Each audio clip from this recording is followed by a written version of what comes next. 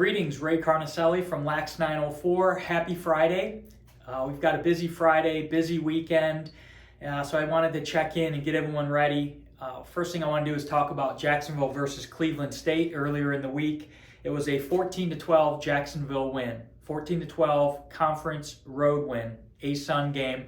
I think a lot of us were hoping and expecting a bigger margin of victory, but advance, survive and advance, win the game, move on. So 14-12. Cleveland State had a lead for much of the game. Jacksonville battled. They came out of halftime and went on a 6-1 run in the third quarter. And I think that's what a lot of us were expecting the entire game to be like. High energy, shooting it well. But Cleveland State battled back. They would not go away. Some good performances for Jacksonville at the attack. Jackson Intrieri had his second hat trick in as many games. And then Ibrahim Pio had a hat trick, 3 goals and 2 assists as well. So 14 goals for the offense. That's okay. I think a lot of us were hoping for more, but we're greedy, I guess. It's the 12 goals on defense that's a little alarming, in my opinion. Jacksonville, it seems like there's too many hero plays, home run checks, in bad spots. It's okay to be aggressive. Jacksonville has a lot of caused turnovers. We love those helicopter checks and the one-handed checks, but there's a time and a place for that. And it seemed like there were a few times when Jacksonville attempted those checks in the wrong time, at the wrong place.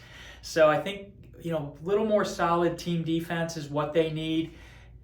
Utah's really good. We'll get onto that in a second, tonight's game. But Cleveland State, they battled. They're scrappy. They were on their home turf. I talked to some JU alumni, former players, and they have some concerns in terms of energy level. Is this team too robotic and emotionless? Where is the fiery leader? I don't know about that.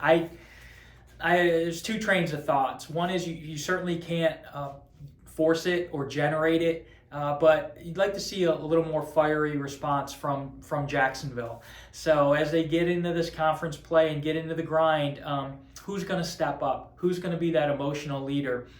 We've got good scoring from the attack. We've got good scoring from the midfield. Shooting percentage on the season, I think it's close to 33%. And we'd like to get that closer to 40. But it's, in my mind, at Cleveland State, it's the little things. You have to back up every shot. You have to anticipate where the shot's coming from, and don't let the defender or the goalie beat you to the end line if you're an attackman. Please, no more lost backups to the opponents. Utah's very good at that as well. And once again, we'll get to Utah. But just some final thoughts on Cleveland State. Caused turnovers, they were good. Again, Jack Heed at the close defense is playing very, very well. Over 50% at the faceoffs. Goalie plays going very well. 50 shots for Jacksonville, 29 for Cleveland State, and it's a 2-goal game. So Jacksonville's got to find a way to get into better shooting spots and bury it. Don't shoot the goalie hot. The Cleveland State goalie was a big athletic guy. He played very well, but 50 shots to 29, got to have a better margin of victory. You're getting the ball, you're getting chances, do better. This season, Jacksonville has 5 players with double-digit goals so far. You've got the attack of Watson, Waldbaum, Intrieri, and Griner, and you also have at the midfield, you've got Galloway in there as well. And you've got a couple players that are close. Taylor and Pio will be, my expectation is they'll be in double digits pretty soon. Dylan Watson leads the team with 24 goals right now. Brandon Galloway leads the midfield with 14 goals. So let's get those middies up to 20. Let's continue to pile up the goals and get the shooting percentage up 40 is where I'd like to see it. Higher than 40, but let's start creeping up towards 40. Make your shots count.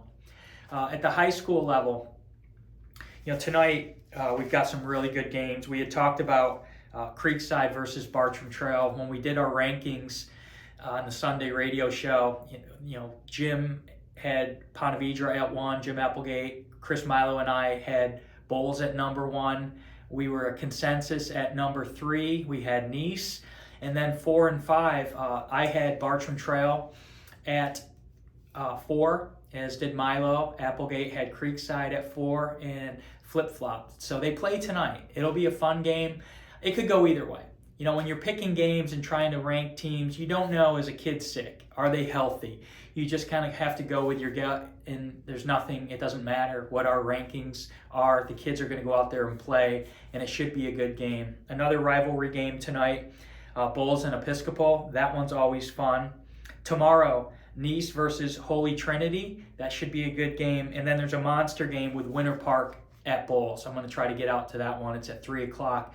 I tried my best to get tonight's Creekside Bartram game and or Winter Park at Bulls on the radio. Just didn't happen. There were some scheduling conflicts at the radio station, so we couldn't make it happen.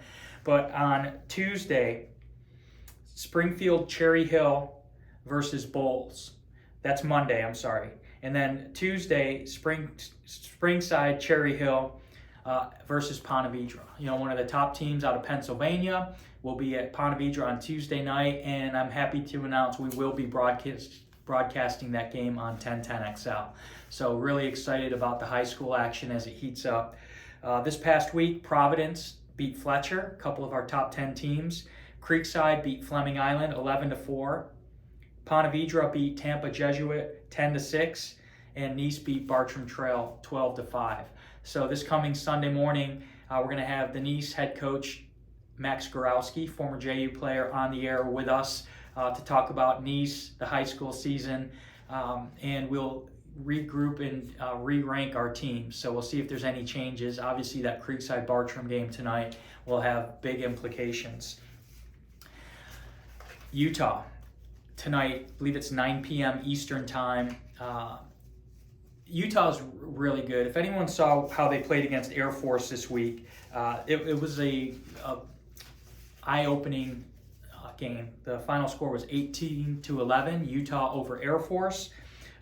Utah's 4-4, so on paper, 500 team, but the losses were to Denver, Hopkins, Rutgers, and then Vermont. They had 54 shots versus Air Force. So Jacksonville's coming off a 50-shot game. Utah's coming off a 54-shot game. They're only shooting 28% on the season. So, it's a good opportunity to have a goalie battle.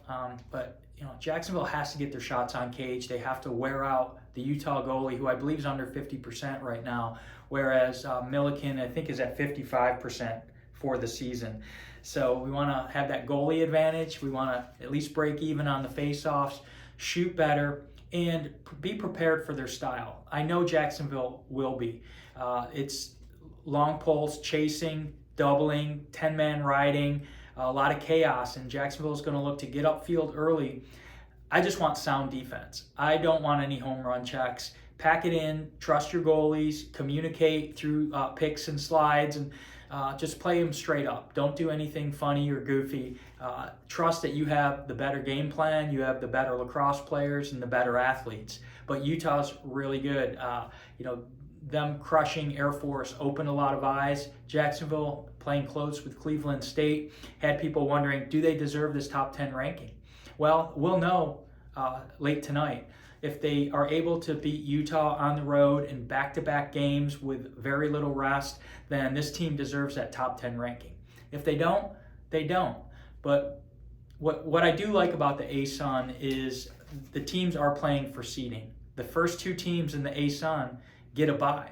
Will it be Air Force, Utah, maybe Mercer or Bellarmine or Detroit beat Robert Morris this week? So, there's a lot of chaos going on, and this ASUN race is going to be fun for the seeding. Top two seeds get a bye. Will it be Air Force, Jacksonville? Utah is going to have a say in that. So every game counts. As Coach Galloway has mentioned, it is playoff time for all of these teams. So you lose a game in conference and it affects the rest of your season. That bye is very important. You'd rather play 2 games for the championship to get to the NCAA tournament rather than 3. So high school action.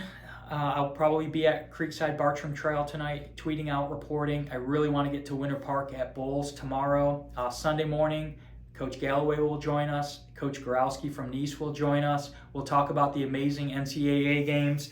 To name a few, in conference, Mercer versus Robert Morris, Air Force versus Cleveland State. So those are two good games on Saturday. Tonight at 5 p.m. on ESPNU, Duke versus Virginia.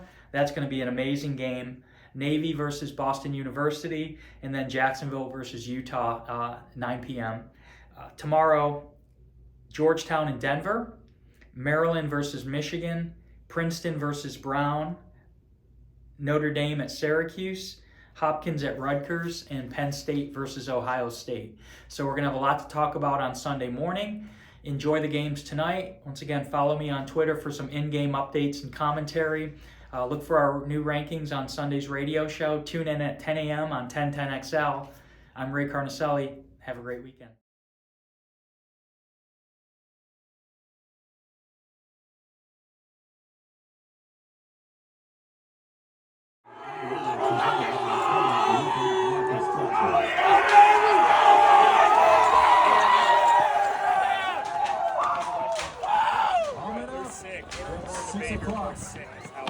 Lucy Beckham versus Bowles.